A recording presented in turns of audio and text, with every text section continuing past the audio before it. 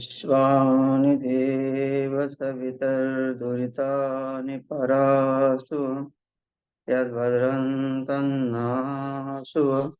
ओम शांति शांति शांति। वसुदेवसुतं देवं कंसचाणूर्यमर्दनं देवकी परमानंदं कृष्णं वंदे जगद्गुरुं। श्री सद्गुरुदेव भगवान की जय। प्रस्तुत श्रीमद् भगवद गीता का 7वां अध्याय और श्लोक क्रमांक 30वां। ये इस अध्याय का लास्ट क्रमांक का श्लोक है। अभी तक देखा कि भगवान अपने स्वरूप के बारे में बताते हुए कहते हैं कि मैं सब कुछ जानता हूँ और जो मुझे जानता है वो भी इस जन्म मरण से मुक्त हो जाता है। वो इस ब्रह्म को प्राप्त करता है। अब उसके लिए कोई कर्म बाकी नहीं रहता। जीव कर्म में बंधा हुआ है और जब तक कर्म जीव के पास है तब तक जीव तो दुखी रहेगा ही रहेगा। कर्म उसको दुखी करते हैं। अगर वो निष्काम की ओर है तो उसको सुखी करेंगे और सकाम कर्म है तो उसको दुखी करेंगे। भले ही सुख और दुख जो है उसमें है सकाम कर्म में, फिर भी वो दुखी है क्योंकि उसमें मुक्ति नहीं है। और मुक्ति भी नहीं है, परमात्मा की जानकारी भी नहीं है। अगर परमात्मा की जानकारी होता तो सकाम कर्म की ओर बढ़ता, लेकिन परमात्मा को जानता नहीं। और जो जानता है फिर वो उसके मृत्यु के समय उसको कोई चिंता नहीं है और वो मृत्यु को भी अपने जान लेता। जिसने अपने को जान लिया वो मुक्ति को मृत्यु को भी जानता है। सबसे बड़े दुख का कारण तो मृत्यु है। जिसके पास सब कुछ है उसके उसको सबसे ज्यादा मृत्यु का भय। तो मृत्यु अगर वो जानता है, परीक्षित का भय मृत्यु से निकल गया। परीक्षित ने जब जान लिया उस परमात्मा के स्वरूप को जान लिया, वो क्या है, कैसा करता है, उसकी उत्पत्ति क्या है, उसका वो किस तरह हमको संभालता है, ये सब जान लिया। किस तरह ये जो है चला रहा है, अगर वो जानता है विश्वास हो जाता है। देखो कोई लीडर होता है, अगर उस लीडर बहुत अच्छे काम करता है, विश्वास हो जाता है हाँ यही लीडर अच्छा है, ये जो है कर रहा है काम कर रहा है, तो फिर वो उससे निश्चिंत रहता है कि हमारा काम करेगा। अभी उसने जो वोटिंग की है वो वोटिंग उसकी विफल नहीं जाती। तो वैसे ही वो मृत्यु के समय उसको वही दिखता है, फिर ब्रह्म ही दिखता है सब जगह। क्यों? क्योंकि वो उसकी मृत्यु है नहीं। मृत्यु तो शरीर की होती है और शरीर तो आने जाने वाला है, आत्मा स्थित है। आत्मा की कभी मृत्यु होती नहीं, उसने जान लिया। तो ये जानने के बाद वो फिर दुखी नहीं होता। नहीं तो परीक्षित को 7 दिन मरने का श्राप मिल गया, मृत्यु के भय से दौड़ा और सुखदेव भगवान के सामने बैठ गया और उस परमात्मा तत्व को जानते जानते उसके मृत्यु का भय संपन्न समाप्त हो गया। और दक्ष आया, तक्ष को सांप जो है वो आया और उसने काट भी लिया। वो ऋषि मुनि का तो श्राप जो है व्यर्थ जाता नहीं है। जो ऋषि ने श्राप दिया है वो तो उसको भोगना ही पड़ेगा। लेकिन जिसको श्राप दिया, जिस शरीर को श्राप दिया है, वो शापित शरीर जो है अब नहीं रहा। उस शापित शरीर से कोई संबंध नहीं रहा उसका। उसको उस शरीर की चिंता नहीं रही। वो मृत्यु पे विजय प्राप्त हुआ उसका। भले ही उसके शरीर को सांप ने काट लिया, उसकी मृत्यु भी हो गई, लेकिन उसके मृत्यु का भय उसको वह नहीं रहा। उसके मृत्यु के पहले ही वो अपने स्वरूप को प्राप्त हो गया। समाधि लग गई थी परीक्षित की और उसने जान लिया कि अब हमको कोई नहीं, अब उसका भय समाप्त हो गया, तो वो एक जगह पे ही रहा, तो कुछ है ही नहीं। तो ऐसे ही जो ज्ञानी पुरुष है, जो परमात्मा को ढंग से जानते हैं, तो उसका वर्णन यहाँ करते हैं 30वें श्लोक। कहते हैं कि जो मुझे मूल स्वरूप से जानता है, भगवान का जो मूल कारण है, अगर उसको जान लिया जाए, तब तो हमारा अज्ञान नष्ट हो जाएगा। अगर हम ऊपर ऊपर ही देखते रहेंगे कि भगवान श्री कृष्ण का जन्म हुआ है, अगर यही तक सीमित रहेंगे कि जन्म हुआ और भगवान श्री कृष्ण के लास्ट में वो बाण लगने से उनकी मृत्यु भी हो गई, ऐसा अगर हम सोचते हैं, तो भले ही हम भगवान श्री कृष्ण को मान रहे हैं, लेकिन सोच अगर हमारी वो ऐसी है कि वो जन्मे और उनकी मृत्यु हो गई, तो हम जो है मुक्त नहीं हो पाए। शरीर तो इस भूतल पर जिसका आया है, वो तो गया ही गया। जितने भी अवतार लिए हैं यहाँ भगवान ने, वो शरीर रहा नहीं, वो शरीर यमलोक का हो गया, उसका उसको प्राप्त हो गया। तो यहाँ क्या प्राप्त करना है भाई? शरीर को थोड़ी संभाल के रखना है। अगर कोई मनुष्य तपस्या कर रहा है और सोचेगा कि मैं शरीर में हष्ट पुष्ट रहूं, बलवान रहूं, आयु आरोग्य ऐश्वर्यवान रहूं, तो वो संकल्प भी पूर्ति वाला नहीं है ना। जब हम हमारा संकल्प ब्रह्म ब्राह्मण देवता करते हैं, तो इसके घर में संपन्नता आए, इसकी आयु बढ़े, दीर्घ आयु हो, है ना। अमरत्व तो प्राप्त कोई कर ही नहीं सकता। दीर्घ दीर्घ आयु हो, वो दीर्घ आयु ही हम अपने कर्म को जुड़ा सकते हैं। जब हमको हमारा ऐश्वर्य ही हम उस मोक्ष को प्राप्त कर सकते हैं, ऐश्वर्य से ही मोक्ष को प्राप्त कर सकते हैं। अगर हमारे पास ये संकल्प किस लिए होते हैं कि ये हमारे धर्म में सहायता के लिए, नहीं नहीं तो अपने भोग के लिए नहीं, कि हमको ऐश्वर्य दो, हमको हमको आयु दो, हमको आरोग्य दो, फिर हम जो है संसार के अन्य अन्य तरीके से भोग भोगेंगे और सुखी हो जाएंगे। उससे कोई सुखी नहीं हुआ। हाँ, तुमको जब संकल्प हो रहा है ब्राह्मण देवता से, आयु आरोग्य ऐश्वर्य बल वीर्य, ये जो प्राप्त हो रहा है, वो तुम्हारे धर्म वृद्धि के लिए प्राप्त हो रहा है, कि तुम्हारे धर्म में वृद्धि हो, तुम्हारा धर्म जो शरीर है, वो शरीर धर्म के अधिक काम आए और तुम उस मोक्ष तक पहुंचो। धर्म अर्थ काम मोक्ष, है ना। पहले तो धर्म ही है ना, सबसे पहला धर्म है। तो धर्म अगर ये काम आता है, ऐसी कामना अर्थ से हो जाए कि हमारा ये सब कुछ जो है परमात्मा के लिए ही समर्पित है, ऐसा होता है, तो ठीक है। वो हम यज्ञ करते रहेंगे और संकल्प होते रहेंगे, वो हमारा जो है सब हमारे घर में देवता लोग बरकत करते रहेंगे, हम इधर से लाएंगे और उधर जो है उसकी जो है धर्म में सहायता करेंगे, तब तो ठीक है। लेकिन ये नहीं सोच सकते कि भाई हमें इस आयु आरोग्य ऐश्वर्य से हम सुखी हो जाएं। नहीं, क्योंकि मृत्यु किसी को तो टल नहीं सकता, अमरत्व किसी को प्राप्त हो नहीं सकता। सशरीर कही जो कोई जो है लोग कहते हैं, संत तुकाराम महाराज जो है इस सदैव वैकुंठ में चले गए, शरीर सहित वैकुंठ चले गए। और ध्रुव जी महाराज भी काल के यम के सिर पर पैर रखे रथ में बैठ गए शरीर से। देखो ये जो है, जो कुछ क्या बोलते हैं उसको, कि कुछ जो घटित घटना होती है, अघटित घटना होती है, या अपवाद, उसको कहते हैं अपवाद। अपवाद तो कहीं कहीं हर जगह होता ही है।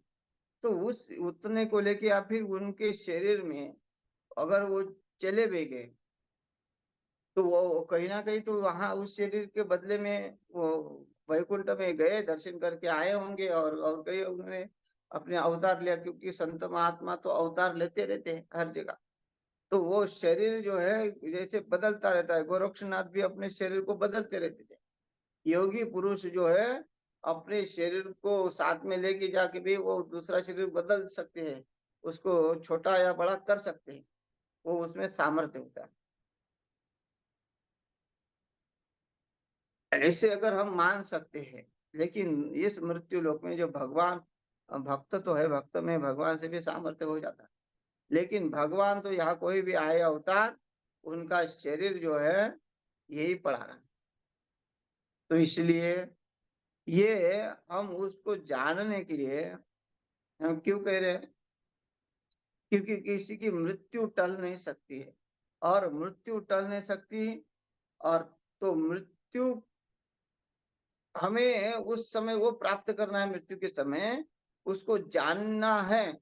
अगर उसको जाने बिना ही मृत्यु को प्राप्त हो गए, तब तो हमारा कुछ भी आना जाना सार्थक नहीं रहा।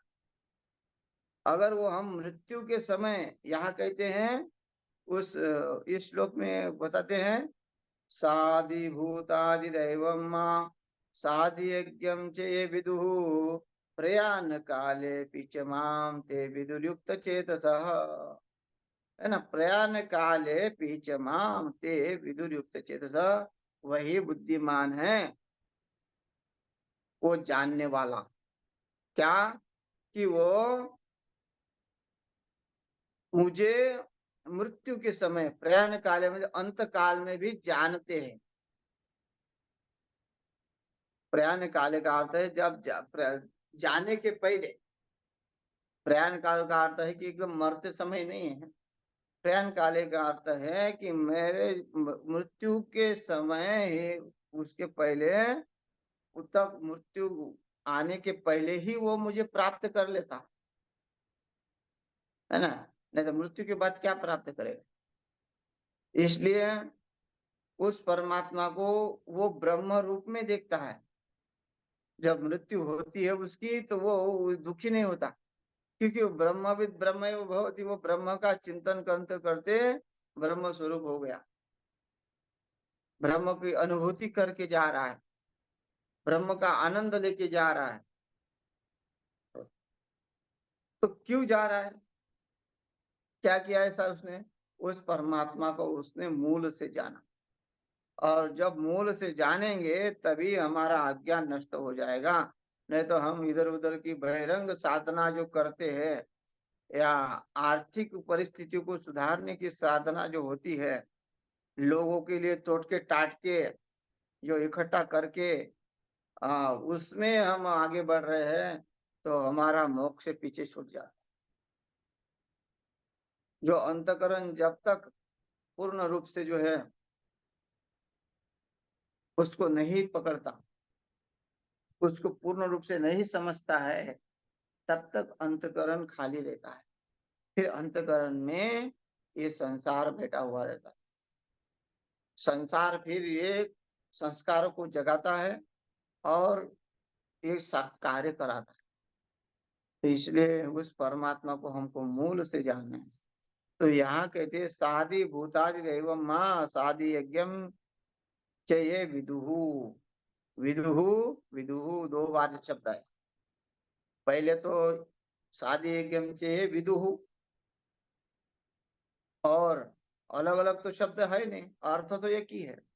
फिर दो बार दिया, क्यों? वही विद्वान, वही जानने वाला मरते समय जानता है। जो सादिभूत, मतलब स आदिभूत, आदिदेव, आदि यज्ञ को जो जानता है, जो विद्वान जानता है, वही विद्वान प्रयाण काल में मुझे जानता हुआ मुझे प्राप्त होता है। तो ये आदिभूत, आदिदेवम, आदि यज्ञ क्या है?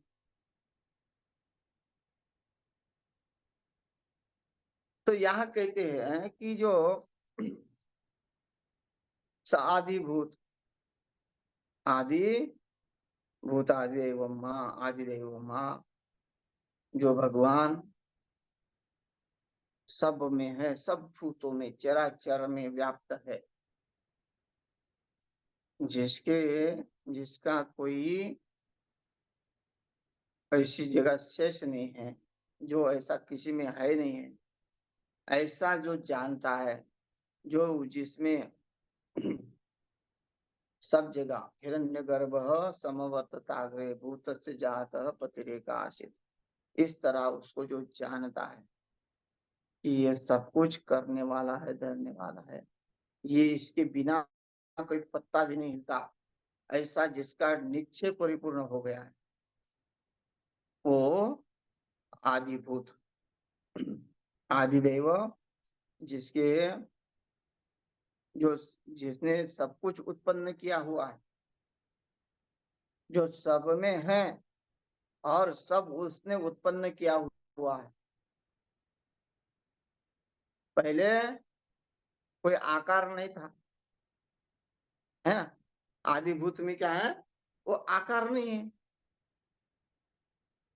उसमें वो एक ही है, उसकी सत्ता थी।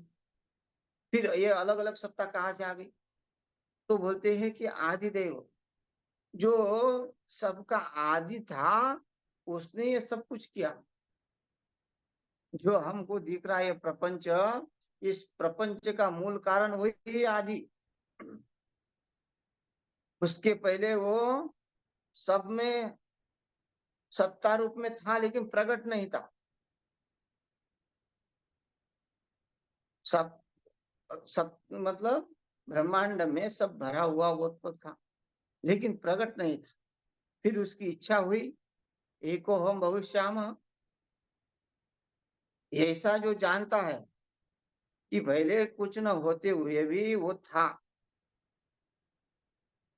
और अभी है, तो उसका वही कारण है। तो जो सबसे आदि है, देवताओं उसने निर्माण किए, सूर्य चंद्र तारे नक्षत्र उसने निर्माण किए, यक्ष गंधर्व राक्षस मनुष्य उसने निर्माण किए, और वो उसी का जो है पालन पोषण करने वाला है। आदि यज्ञम चे विदुहु, आदि यज्ञम क्या है, जो भोक्ता, वही सबका भोक्ता है, वही भोक्ता है, वही भोगने वाला है, और वही भोग देने वाला है। वही शिव है, वही शिव पुजारी है, वही शिव की जो है फल पुष्प फूल माला चंदन आदि है ना। वही अपना पुजारी है, वही अपना भोक्ता है, वही अपना कर्ता। यहाँ है ना, जहाँ उस वो परमात्मा कोई अलग नहीं है, ऐसा जो जानता है ना। भगवान श्री कृष्ण आदि यज्ञ में क्या है कि वही वही बना हुआ है। हम कहेंगे कि चंदन अलग है हमारा, हम चंदन से अलग है, हमारी उंगलियां अलग है, नहीं, सब उसी में ही है, वही है ना। भगवान श्री कृष्ण की जब ब्रह्मदेव परीक्षा लेते हैं और सब बाल गोपालों को लेके जाते हैं, तो क्या हुआ, ब्रह्मदेव ने तो ये मटेरियल इकट्ठा करके बनाया मनुष्य, पंचभूत, पृथ्वी आप तेज वायु आकाश। लेकिन भगवान परमात्मा जो आदि, सबका आदि है, वही भगवान श्री कृष्ण है। लोग इसमें बहुत संशय करते हैं, मानते तो है भाई भगवान श्री कृष्ण को, तुम चलो बोलते हैं कि आर्य समाजी बोलते हैं कि अवतार होते ही नहीं है, लेकिन आर्य समाजी को बोलना है कि वे गुरु परंपरा को तो मानते हो। गुरु परंपरा में क्या कहा है कि अगर तुम्हारे गुरु है, हमारे हमारे भगवान श्री कृष्ण गुरु है, कृष्ण मंदिर से गुरु, जिसने गीता का ज्ञान जो है दिया है, और वो ज्ञान कहीं जो है किसी में कोई भेद नहीं है। जो शुद्ध, जो स्वरूप जो ज्ञान है, जो आत्मा का भाव बताया है, वही ज्ञान जो है, जो अद्वैत वेदों ने कहा प्रतिपादन किया, उसी का गीता में उल्लेख है। और उस गीता का ज्ञान देने वाला कौन हो जाता है, गुरु हो जाता है अपना। तो कृष्ण वंदे जगत गुरु, अगर वो लोग नहीं मानते उस परमात्मा को, हम तो उसको मूल कारण ही मानते हैं। वो आया है इस धरती पे, वो अपनी इच्छा से कुछ भी कर सकने वाला है, जैसी स्थिति बनती उसके अनुसार। या जब बोला कि एको हम भविष्यामः, वो तो सब वही है, तो अलग थोड़ी है।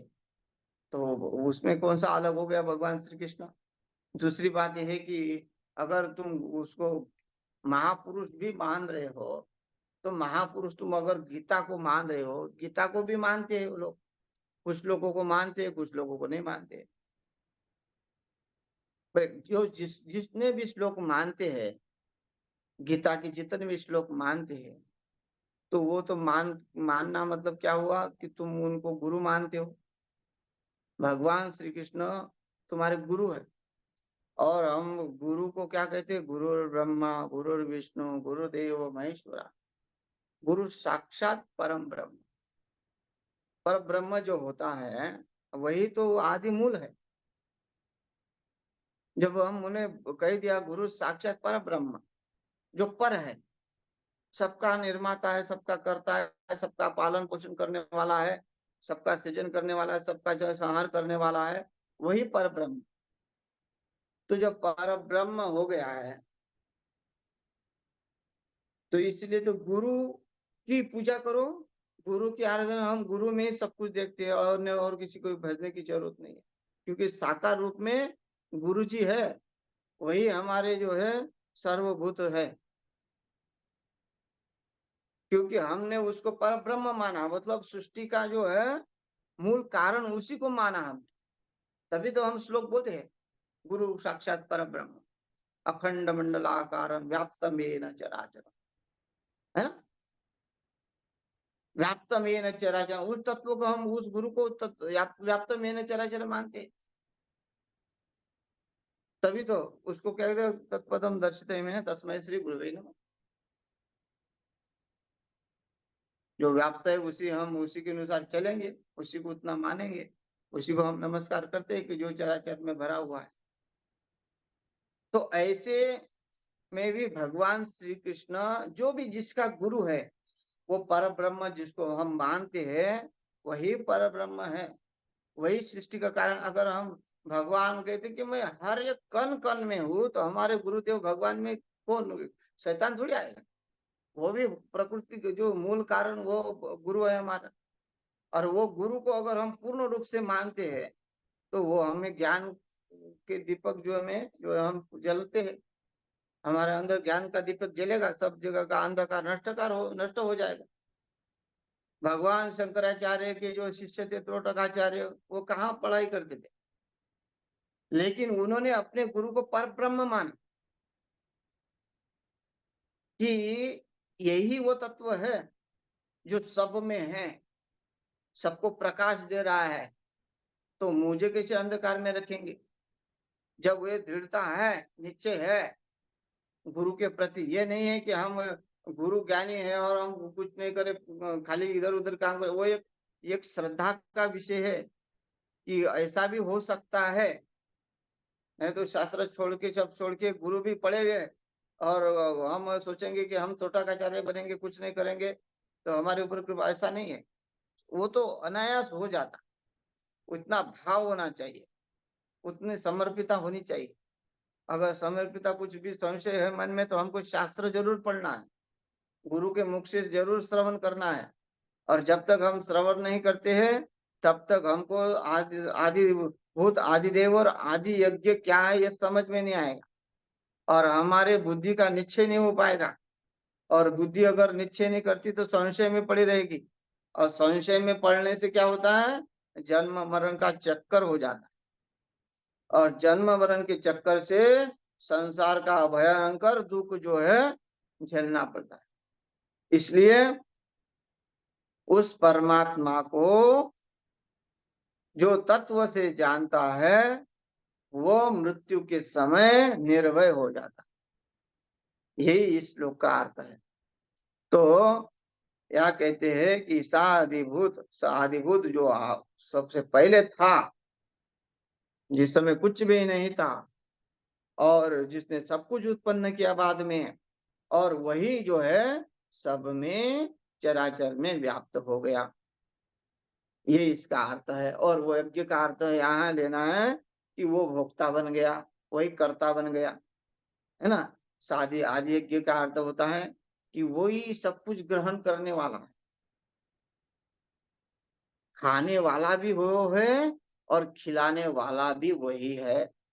स्वाहा स्वधा वसट, है ना, सब कुछ वही है। तो ये जो जानता है कि सब कुछ वही है, उसके बिना कुछ भी नहीं है, तो वो प्रयाण काले पिचमाम, प्रयाण काल में भी उसको जानता है और उसमें विदुर युक्त चेतना उसमें वो स्थित हो जाता है, ब्रह्म में वो स्थित हो जाता है, ब्रह्मभूत हो जाता है। तो ये श्लोक का अर्थ है। और अभी हमारा 7वां अध्याय समाप्त हो गया है और कल से जो है अष्टम अध्याय शुरू हो जाएगा। धीरे धीरे धीरे धीरे बढ़िया, भगवान गुरुदेव भगवान की कृपा से हमारी भगवत गीता भी जो है हमें इसका लाभ हो रहा है, हमको भी खुद जो है उसका चिंतन करने का अवसर प्राप्त हुआ है। तो ऐसे ही भगवान गुरुदेव हमारे हमारे से सेवा लेते रहे और फिर हमारा भी कल्याण हो, यही प्रार्थना है। तो यही समाप्त करते हैं। हरि ओम।